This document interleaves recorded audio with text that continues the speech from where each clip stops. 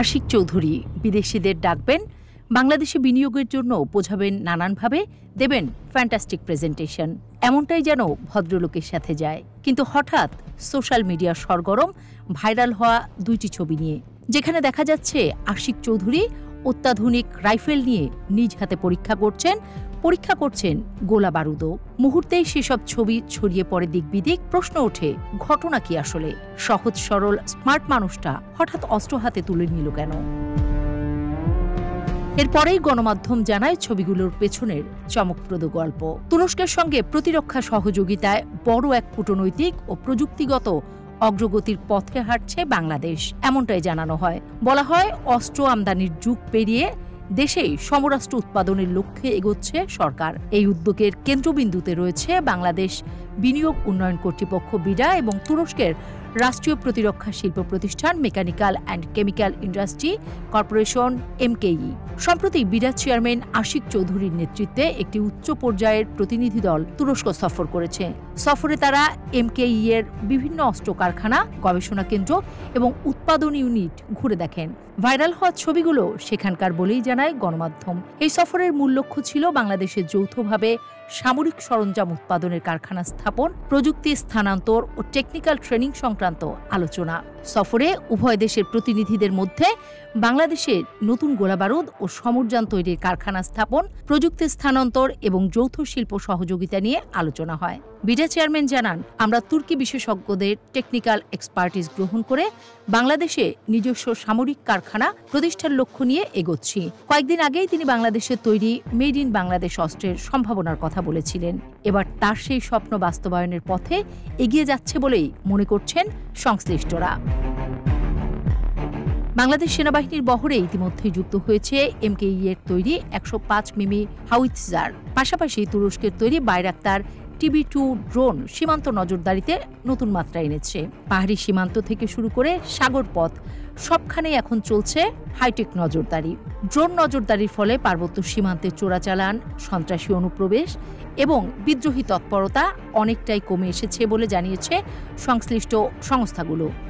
এবার তুরস্কের সহায়তায় সেটা আরও নতুন মাত্রা পেতে যাচ্ছে বলে মত বিশেষজ্ঞদের। এদিকে পাকিস্তান ও ভারতের সাম্প্রতিক সীমান্ত উত্তেজনায় তুরস্কের অস্ত্র ভূমিকা রেখেছে বলেই দাবি বিভিন্ন আন্তর্জাতিক পর্যবেক্ষকদের। পাকিস্তানের হাতে থাকা তুরস্কের ড্রোনের আক্রমণে চুপসে গিয়েছিল যেন ভারত পক্ষ, এমন খবর চাউর হয়েছে একাধিক আন্তর্জাতিক গণমাধ্যমে। কিছু রিপোর্টে উল্লেখ আছে, তুরস্ক সরাসরি পাকিস্তানের পক্ষে সেনাও পাঠিয়েছে সীমান্তে।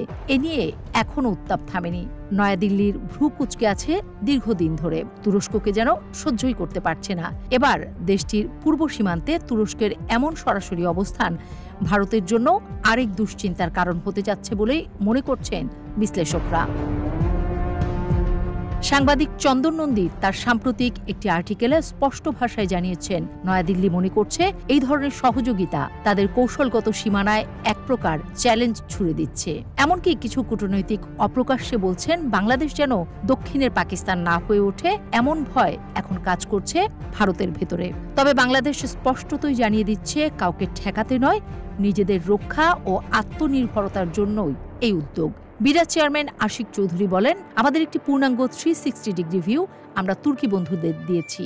প্রযুক্তি, জনবল এবং সহযোগিতার কাঠামো সবকিছু নিয়ে একটি নতুন যুগের সূচনা করতে চাই। লক্ষ্য হল আত্মনির্ভরতা এবং ভবিষ্যতে সামরিক সরঞ্জাম রপ্তানির সক্ষমতা অর্জন করা। তিনি আরও জানান, একটি বিশেষায়িত মিলিটারি ইকোনমিক জোন গঠনের পরিকল্পনা রয়েছে, যেখানে শুধু অভ্যন্তরীণ চাহিদা নয়, আঞ্চলিক বাজারও লক্ষ্য হবে।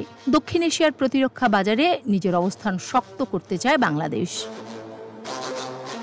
বিশ্লেষকদের মতে এই উদ্যোগ শুধুই প্রযুক্তিগত উন্নয়ন নয়, এটি ভূরাজনৈতিক অবস্থান পুনর্নির্ধারণেরও ইঙ্গিত। মুসলিম বিশ্বের প্রতিরক্ষা খাতে নেতৃত্বদানকারী তুরস্কের সঙ্গে অংশীদারিত্ব মানে শুধু যুদ্ধাস্ত্র নয়, রাজনৈতিক বার্তাও। তাছাড়া তুরস্ক দক্ষিণ এশিয়ায় নিজেদের অবস্থান জানান দিতে চায়, এমন আলাপও উঠে এসেছে নানান প্রতিবেদনে। তাই পাকিস্তান ও বাংলাদেশের হাত ধরে সে পরিকল্পনার বাস্তবায়ন হতে পারে বলেও মনে করছেন সংশ্লিষ্টরা।